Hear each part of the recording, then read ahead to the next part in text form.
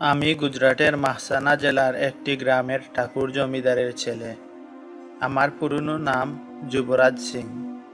মানুষ আমাকে যুবরাজ সিং নামেই চিনে। পরে অবশ্য পণ্ডিতগণ রাশির সাথে মিল রেখে আমার পরিচিত নামের জায়গায় মহেশ নাম রেখেছেন। কিন্তু যুবরাজই সকলের কাছে পরিচিত। আমি জন্মেছি 1983 সালের 13 আগস্ট। আমাদের পারিবারিক কলেজ রয়েছে, এজে যশোবাল ঠাকুর কলেজ। আমি এই কলেজ থেকে যখন বিকম করছিলাম তখনই আমাকে লেখাপড়া ছাড়তে হয়। আমার একজন ভাই ও একজন বোন আছে। আমার বোনের স্বামী একজন বড় রাজনৈতিক নেতা। আসলে তিনি বিজেপির লোক হলেও স্থানীয় রাজনীতিতে ওজন বাড়াবার জন্য কংগ্রেস থেকে নির্বাচন করেছেন এবং পাশও করেছেন। গুজরাট ঘটনার পর 2000 সালের দাঙ্গাগুলোতে আমরা 8 বন্ধু মিলে একটি গ্রুপ তৈরি করি।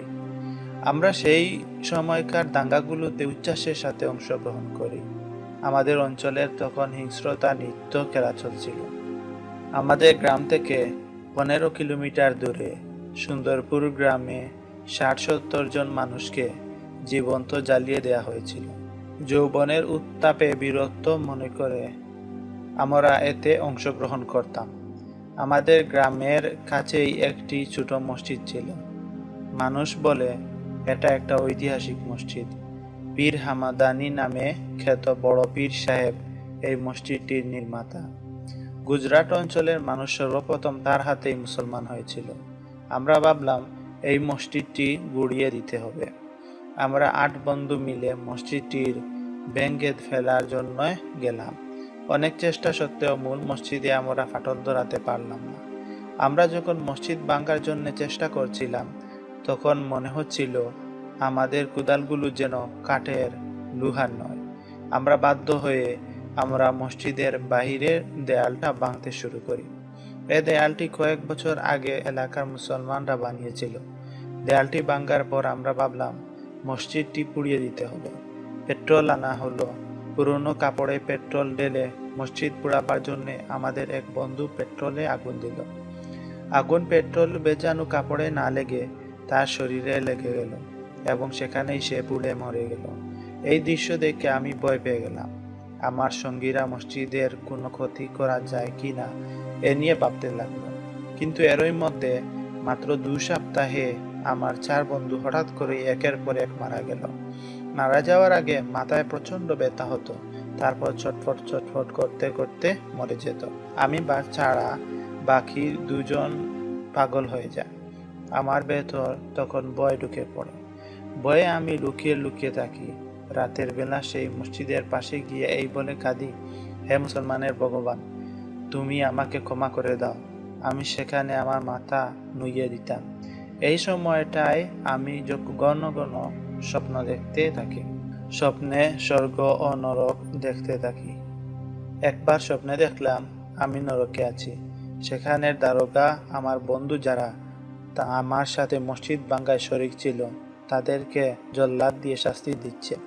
তাদের শাস্তি হলো লম্বা লম্বা লোহার কাঁটা বিশিষ্ট একটি জাল। তাদেরকে সেই জালে ফেলে হেঁচড়ানো হচ্ছে।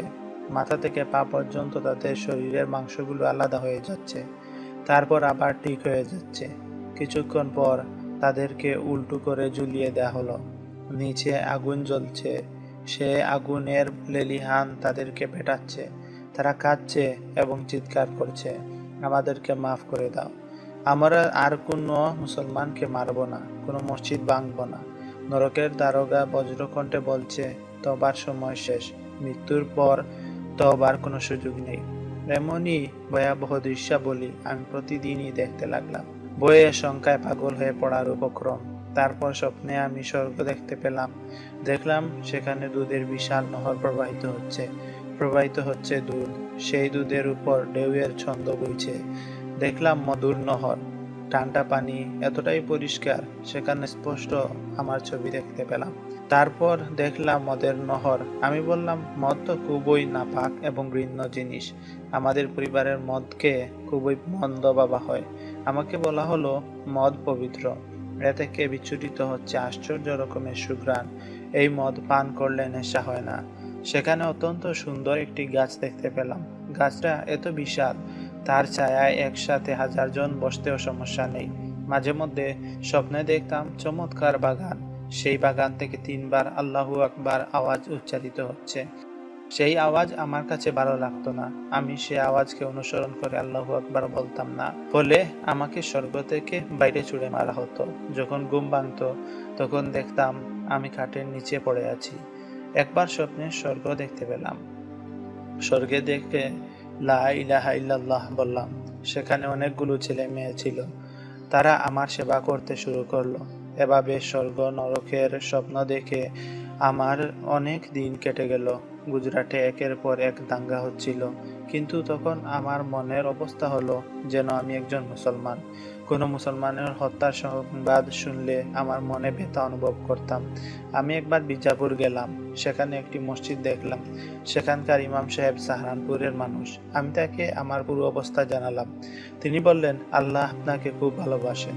যদি আল্লাহ আপনাকে ভালো না বাসতেন তাহলে আপনিও আপনার বন্ধুদের সাথে এখন জাহান্নামে চলতেন। আপনার উচিত আপনার প্রতি আল্লাহর এই অনুগ্রহ, এই করুণার মূল্য দেয়া। আপনি ইসলাম কবুল করে নিন। তিনি জানালেন, বাবরি মসজিদ শহীদ করার সময় সর্বপ্রথম কোদাল চালিয়েছিল যে 2 যুবক, তারা আমাদের হযরতের হাতে ইসলাম গ্রহণ করেছেন। হয়তোবা আল্লাহ তাআলা আপনাকেও হেদায়েত দান করবেন। দেরি করা উচিত হবে না। তিনি হরিয়ানার 1-2 জন ডাকাত মুসলমান হওয়ার কাহিনীও শোনালেন। স্বপ্ন দেখার আগ পর্যন্ত আমি ইসলামের নাম শুনলেও খেপে যেতাম। আমাদের ঠাকুর কলেজে কোনো মুসলমানকে ঢুকতে পর্যন্ত দিতাম না। কিন্তু কেন জানি এখন ইসলামের প্রতিটি কথাই আমার কাছে আপন মনে হতে থাকে। আমি বিজাপুর থেকে বাড়ি ফিরে এলাম। ইচ্ছা করলাম মুসলমান হয়ে যাব, অন্যথায় আমাকেও আমার বন্ধুদের মতো নরকের শাস্তি ভোগ করতে হবে। আমি আহমদাবাদ জামে মসজিদে গেলাম, ইসলাম কবুল করলাম। মাওলানা সাহেব বলে দিলেন বিষয়টা এখন গোপন রাখবেন। আমি আহমদাবাদ থেকে ফেরার সময় রাহবারে নামাজ নামক একটি নামাজ শিক্ষার বই সাথে নিয়ে এলাম। নিজে নিজে নামাজ শিখতে লাগলাম। গোপনে গোপনে নামাজ পড়া ধরলাম। পরীক্ষার পর গ্রীষ্মের ছুটি হলো। ভাবলাম জামাতে চলে যাব। পরিবারের লোকদেরকে বললাম গোয়ায় ঘুরতে যাব। তারা আমার টিকিটের ব্যবস্থা করলো। সেই টিকিট আমি আমার এক বন্ধুকে গোয়ায় ঘুরতে পাঠিয়ে দিলাম। আমি চলে গেলাম বরুদয় চিল্লা কাটাতে। ফাজাইলে আমন এবং মরণকে বাদ কেয়া হোগা পড়লাম। সেখানে যখন বেহেশত দুজকের বর্ণনা পড়লাম তখন আমার চোখের তারায় আমার স্বপ্নগুলো ভেসে উঠতে লাগলো। চিল্লা শেষ করে আমি বাড়িতে ফিরে এলাম। গোপনে গোপনে নামাজ পড়তে লাগলাম। একদিন আমাদের এক চাকর বীরেন্দ্র সিং হঠাৎ করে দুধ নিয়ে আমার ঘরে ঢুকে পড়ল। আমি তখন নামাজ পড়ছিলাম। সে ঘটনাটি আমার পিতাজি এবং পরিবারের লোকদেরকে জানিয়ে দিল। সে তাদের বলল, ছোট বাবুকে মুসলমানদের মতো নামাজ পড়তে দেখলাম। কেন যেন আরো আগেই আমার প্রতি আমার পিতাজি সন্দেহ হয়ে গিয়েছিল। আমি কলেজ থেকে ফিরেছি। পিতাজি দরজায় দাঁড়িয়ে আমার পথ আগলে ধরলেন। বললেন, হয়তো ইসলাম ছাড়তে হবে অথবা বাড়ি। এমন বিধর্মীর জন্য এই ঘরের দরজা কখনো খোলা হবে না। জামাতে থাকা অবস্থায় আমি ভেবেছি ইসলামের জন্য যদি দেশ ছেড়ে আমাকে বুখারা চলে যেতে হয় তাহলে আমি আনন্দ চিত্তে সেটা মেনে নেব। আলহামদুলিল্লাহ, আমার শিরায় শিরায় ইসলাম এখন এমনভাবে মিশে গেছে, আমার জীবন, আমার শ্বাস আর ইসলাম যেন মিলেমিশে একাকার। এমনকি আমাকে যদি আমার জীবন ছাড়তে হয় ছাড়ব, তবুই আমি ইসলাম ছাড়ার কথা কল্পনা করতে পারি না। আমি ভাবলাম আল্লাহর জমিনে আর কতদিন এভাবে লুকিয়ে লুকিয়ে থাকবো। আমি আমার পিতাজিকে পূর্ণ আস্থার সাথে বললাম, এই যদি হয় তাহলে আমি বাড়ি ছেড়ে যাচ্ছি। ইসলাম ছাড়ার মতো বোকামির কথা আমি কল্পনাও করতে পারি না। আমার mobile, ATM card, credit card সব কিছু ছিনিয়ে নেওয়া হলো। আমি আহমদাবাদে পৌঁছলাম। সেখানে জুহাপুরা মসজিদে গেলাম। সেখানকার মুসলমানগণ ছিল আগে থেকেই ভীত সন্ত্রস্ত। তারা আমাকে সেখানে থাকার অনুমতি দিল না। সেখান থেকে গেলাম দরিয়াপুর পুরনো মার্কাজে। তারা আমার সার্টিফিকেট ইত্যাদি দেখলো। ফোন করে আমার সম্পর্কে আরো কিছু যাচাই বাছাই করলো। তারা যখন জানতে পারলো আমার পিতা সেখানকার একজন বিজেপির লিডার এবং একজন মন্ত্রীর আত্মীয়, তখন তারা আমাকে সেখানেও থাকার অনুমতি দিল না। তারা তাদের অপারগতার কথা জানালো। আমার কাছে খানাপিনার পয়সা ছিল না। আমি একটি বিস্কিট নিয়ে বিসমিল্লাহ বলে এই বিশ্বাসের সাথে খেতাম এবং আল্লাহ তাআলার কাছে দোয়া করতাম, খোদা, তুমি তো সবকিছুই পারো, আমাকে এই চা বিস্কিটের মাধ্যমে 3 দিন চলার শক্তি দান করো। আমার আল্লাহর শুকরিয়া, তারপর 3 দিন পর্যন্ত ক্ষুধা লাগতো না। এক লোক আমাকে পালনপুর পাঠিয়ে দিল। সেখানকার একজন হাজী সাহেব আমাকে বলল, যদি সুদূর চলে যাও তাহলে সেখানে তোমার একটা ব্যবস্থা হতে পারে। আমি সুদপুর গেলাম। সেখান থেকে আমাকে রাজস্থান নিউ জয়পুর হোটেলে পাঠিয়ে দেওয়া হলো। হোটেলের মালিক জিকরু ভাই আমাকে 25 দিন সেখানে রাখলেন। আমি সেখানে নামাজ পড়তাম, ইচ্ছামতো হোটেলে কিছু কাজ করতাম। জিকরু ভাই অবশ্য নিষেধ করতেন। তারপর তিনি ফুলাতে যাওয়ার পরামর্শ দিলেন। হযরত মাওলানা কালিম সাহেবের সাথে তার বেশ ঘনিষ্ঠতা আছে। তার কাছ থেকে ঠিকানা নিয়ে আমি দিল্লি এলাম। ভেবেছিলাম এখানে ইসলাম গ্রহণ সংক্রান্ত সার্টিফিকেট তৈরি করে নেব, যেন মানুষ আমার প্রতি সন্দেহ করতে না পারে। সেখানকার ইমাম বুখারী সাহেব আমাকে শুক্রবারে জুমার সময় আসতে বলেছিলেন। তারপর যখন ফুলাতে এলাম তখন এখানকার পরিবেশে দেখে মনে হলো যেন আমি আমার ঘরে ফিরে এসেছি। আমরা এখানে সবাই হযরত মাওলানাকে আপিজি বলে ডাকি। ফুলাতে আসার পর হেকায়েতে সাহাবা গ্রন্থে সাহাবায়ে কেরামের যেসব গল্প পড়েছিলাম, এমনকি হযরত রাসূল করিম সাল্লাল্লাহু আলাইহি ওয়াসাল্লামের জীবনী পাঠ করে যেসব অবস্থা জেনেছিলাম, তা যেন স্বচক্ষে দেখতে শুরু করি। মাঝে মধ্যে বাড়ির কথা মনে পড়ে। যখন জানতে পারি আজ হযরত সফর থেকে ফিরছেন, তখন বেশ আনন্দ অনুভূত হয়। মাওলানা সাহেব আসার পর যখন মুসাফাহা করি, মুআনাকা করি, তখন সব দুঃখ ধুয়ে সাফ হয়ে যায়। কাফের অবস্থায় মৃত্যুকে কল্পনা করা আমার জন্য নরকের চাইতে কম নয়। আমার প্রতি আল্লাহ তাআলার করুণা রয়েছে, অন্যথায় আমি তো আমার বন্ধুদের চাইতে জাহান্নামের অধিক উপযুক্ত ছিলাম। আমি এই পৃথিবীতে বংশ এবং সম্পদের উষ্ণতার মানুষের যেসব ক্ষতি ও অন্যায় অপরাধ করতাম, সেগুলো এখন আমাকে কষ্ট দেয়। যিনি এই জীবন দান করেছেন তার হক আদায় না করে বরং সর্বদা তার মর্জির বিরুদ্ধে কাজ করে বেড়াতাম। ইসলাম কবুল করার পর আমি একদিন লক্ষ্য করলাম আমার মা বিশু বাগানের মূর্তির উপর প্রসাদ উৎসর্গ করেছেন। 3-4টি পিঁপড়ে এসে সেই প্রসাদ টেনে নিয়ে যাচ্ছে। কিছুক্ষণ পর একটি কুকুর এলো, সে প্রসাদগুলো খেলো, বিশুকে চেটে চুটে পা তুলে তার উপর প্রস্রাব করে দিল। ভাবতে লাগলাম বিশু কত অসহায়, সাধারণ পিঁপড়েগুলোকে পর্যন্ত বাধা দিতে পারে না, একটি কুকুরকে ফেরাতে পারে না। আমাদের বুদ্ধির উপর হাসি পেল। ভাবতে লাগলাম আমার খোদা যদি আমাকে অনুগ্রহ না করতেন, হেদায়েত না দিতেন, তাহলে কতটা নির্বুদ্ধিতার সাথে আমাকে এই মূর্তির সামনে মাথা নত করতে হতো, আক্ষেপ হতো এবং বিস্মিত হতাম। তারা বলতো, দেখো, আমরা যে ভগবান মূর্তি পূজা করছি সে ভগবান তো অন্তত আমাদের সাথে আছে। মুসলমানরা যে খোদার পূজা করে সে খোদাকে কি কেউ কখনো দেখেছে? আমি তাদেরকে বলতাম, আচ্ছা, তোমরা যে বাতাস থেকে শ্বাস গ্রহণ করো সেখানে কি অক্সিজেন নেই? তারা বলতো, অক্সিজেন না থাকলে তো আমরা মরে যাব। আমি বলতাম, যে অক্সিজেন থেকে তোমরা শ্বাস নাও, কখনো কি সে অক্সিজেন দেখেছো? তারা বলতো, আমরা আমাদের বিবেক দ্বারা অনুভব করতে পারি। আমি বললাম, না দেখে তোমরা অক্সিজেনকে অনুভব করতে পারো, বিশ্বাস করো, অথচ অক্সিজেনের সৃষ্টিকর্তাকে অনুভব করতে পারো না, বিশ্বাস করতে পারো না। তোমাদের বিবেক বুদ্ধির উপর আমার বড় আক্ষেপ হয়। আমার ইচ্ছা আছে স্বাভাবিক হলে আমি ওয়ার্ল্ড নিউজে আমার কাহিনীটি লিখে পাঠাবো।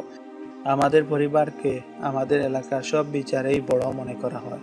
আমাকে দেখে মানুষ মনে করত এত স্বর্গের বাসিন্দা। ইসলামের নাম শুনলেই আমি কেঁপে যেতাম। হয়তো এই পৃথিবীতে আমার কাছে সবচাইতে ঘৃণিত শব্দ ছিল মুসলমান।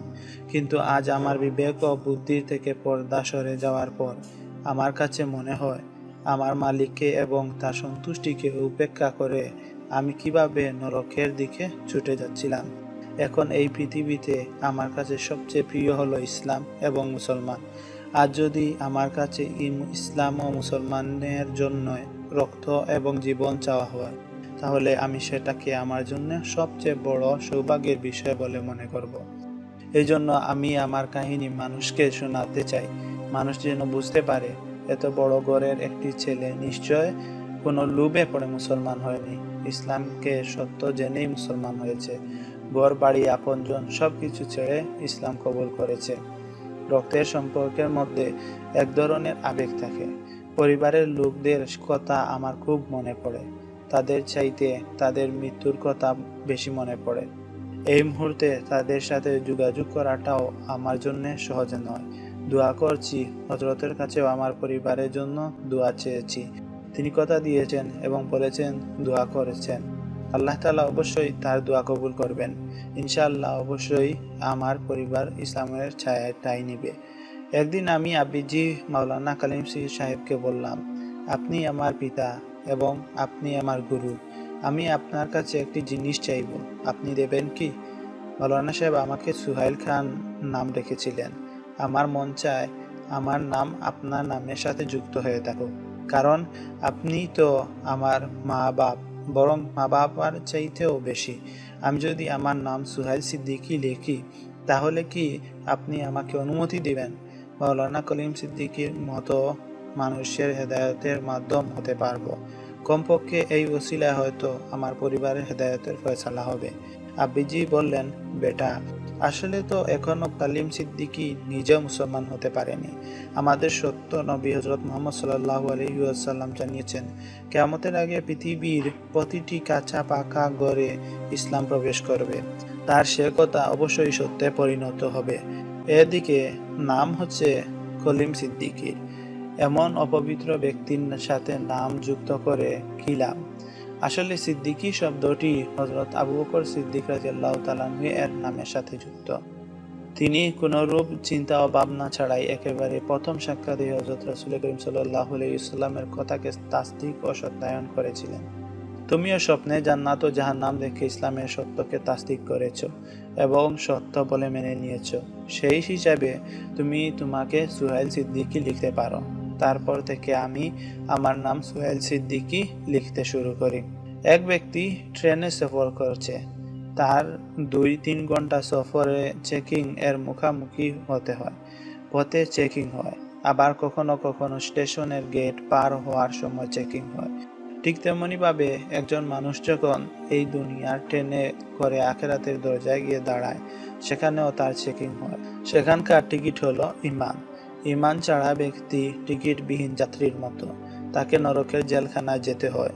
তাই পৃথিবীর প্রতিটি মানুষেরই উচিত এই টিকিট অর্জনের সচেষ্ট হওয়া। ইসলাম এমন একটি সত্য ধর্ম, যদি মানুষের কাছে যথাযথভাবে পৌঁছায়, তাহলে তাদের অবস্থাও আমার মতো বদলে যাবে।